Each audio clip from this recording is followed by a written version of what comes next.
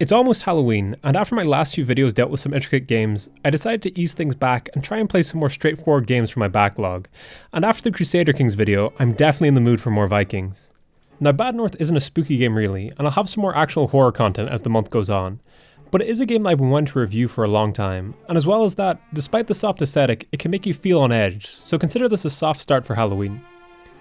So in Bad North, you start with 2 commanders on your home island, and have to go on a grueling odyssey over dozens of procedurally generated islands as you try to defend the villages of your nation, to earn money and fight your way to your last stand.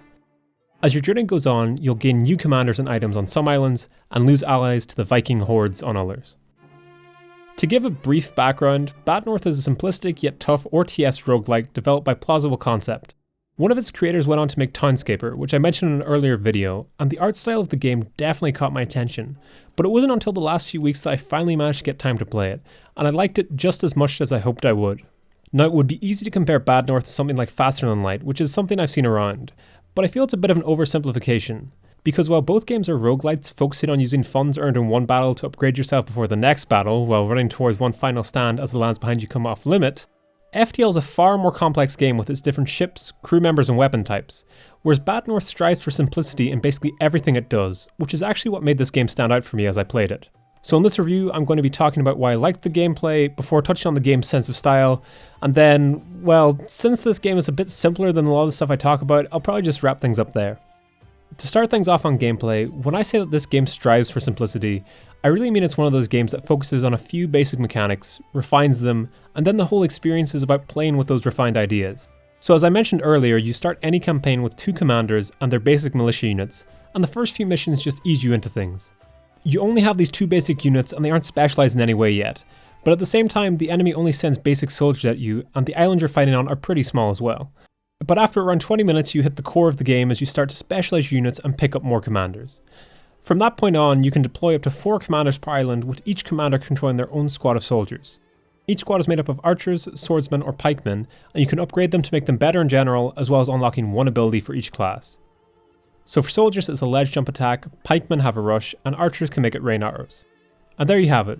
That's most of the game in one paragraph. I mean, commanders can have traits such as moving faster or having 1 or 2 more members to their squad, and you can find items and equip them to your commanders, which act like abilities during combat, such as throwing bombs or calling reinforcements, but they don't change much fundamentally. You can unlock these items and traits during a campaign, and some of them are then available for use in future campaigns, which helps with replayability. Then, the last mechanics I haven't mentioned yet are the fact you can heal your units mid-battle in houses in exchange for not having them fight for a while, or even try and flee the island on Viking longboat if you think all is lost. So on paper this isn't really crazy, right? But it's like any simple game. Without being taught anything, you start to develop your own strategies, like where you'll place your commanders, what unit types work well against what enemies, when to use abilities, all that kind of thing. And every map gives you new terrain and a different combination of enemies to face, so it's not like you'll find the perfect strategy in the first 20 minutes and then the rest of the campaign's boring. You're always changing things up and having to adapt to the situation. There were islands where my units were fighting absolute hordes of Viking and barely holding on. So if I was able to hold out without losing any commanders, the sense of relief was so big that I feel that's the essence of what Bad North is.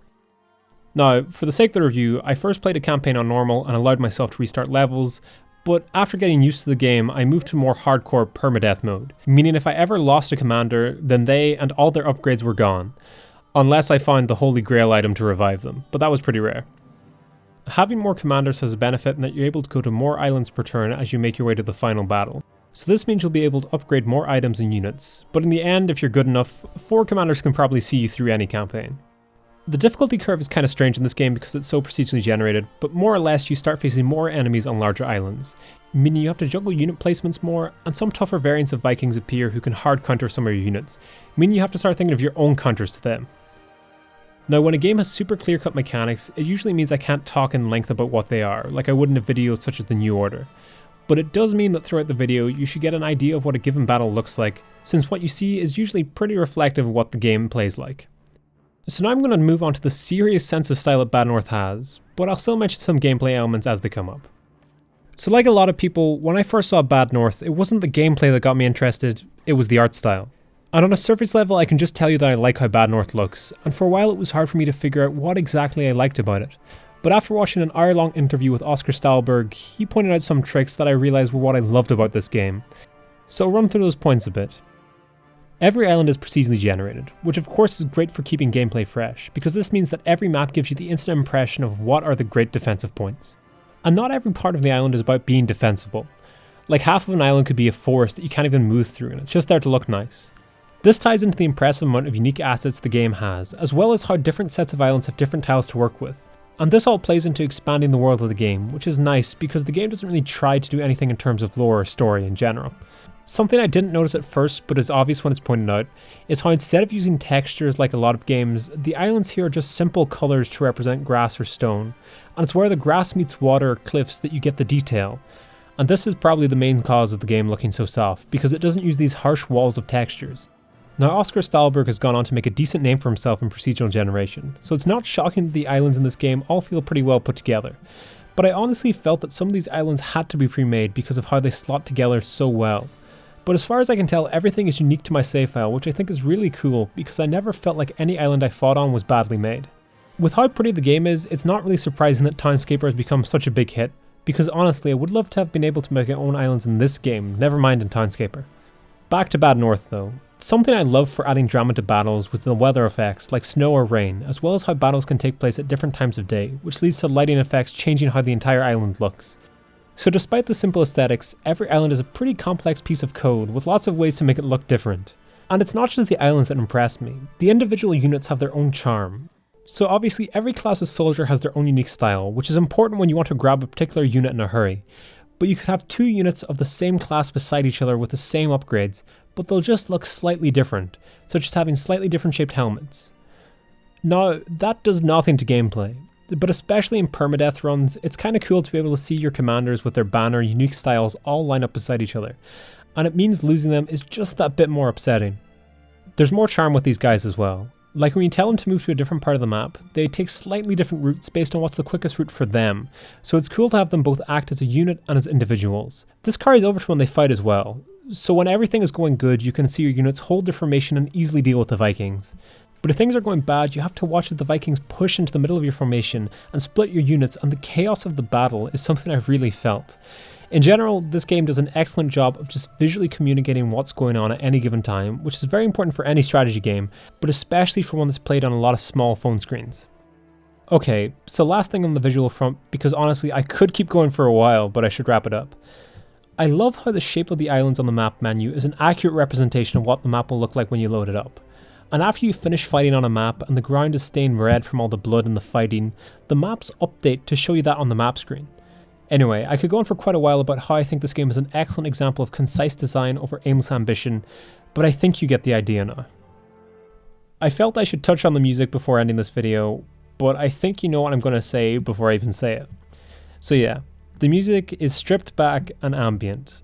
It's not a crazy soundtrack for catchy songs like Mick Gordon's work on Doom, but with that said, it actually can build tension surprisingly well, and I wasn't against listening to it instead of my own music.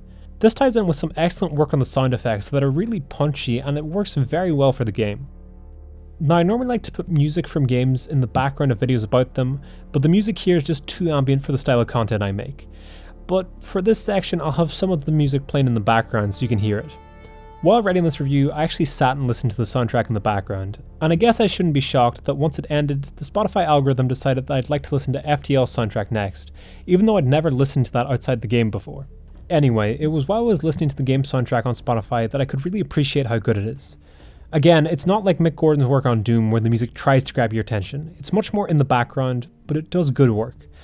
Hell, if the music went for something more in your face, this video would probably be as long as the Bad North campaign. Now that I've got most of my main points out of the way, I just have a few more general points to make before wrapping up this video. Something I feel I should touch on before recommending the game is that for a lot of people, you're not going to put dozens of hours into this game. There are unlockables and higher difficulties to keep you going, but I'd say an average playtime is something between 5 to 8 hours for 2 to 3 campaigns. Because unless you're really hooked on the gameplay loop, from looking at other reviews and from my own experience, that's roughly the playtime. For making this video I played around 6-ish hours, but I can see myself coming back to this game in a few months, the same way I do with a lot of other roguelikes, because I do really like the game. I feel some reviews in the past marked the game down because it wasn't crammed with unlockables and they wanted more playtime, which I don't really begrudge them for, but I would say that reviews giving this 50 or 60 are probably a bit unfair to the game. I enjoyed my time with Bad North a lot, so I don't feel that the game lacked content or anything.